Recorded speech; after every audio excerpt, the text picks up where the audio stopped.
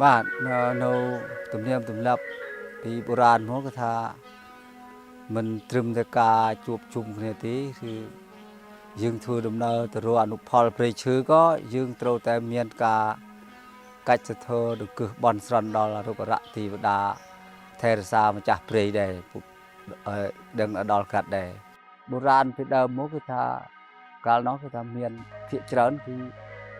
ផ្លិតមាត់តាក់ដាតអីលោកកែបកាន់ដែរយើងអាចឈឺជើងឬក៏ឈឺពោះអីក៏បែបន់ទៅក៏បាត់ដែរកាលពីដើមគឺដោយសារឃើញចោះនោះបានយើងមិនហ៊ានចោលទៅណាមុខណាយើងតែងតែប្រាប់កាច់សធរប្រាប់ទៅគឺរោគបាទទៅវិញក៏ប្រាប់មកក៏ប្រាប់មានឈឺអីក៏បែបន់ទៅឃើញការសះស្បើយដែរបានជាដូនតាយើងជឿរស់ហើយបាទ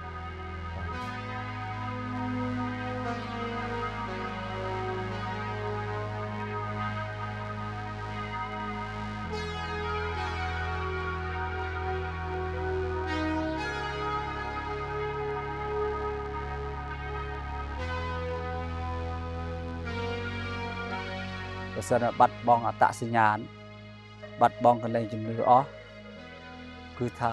គ្មានអីនឹងជឿទៀតទេព្រោះវាអត់មានផុសតាង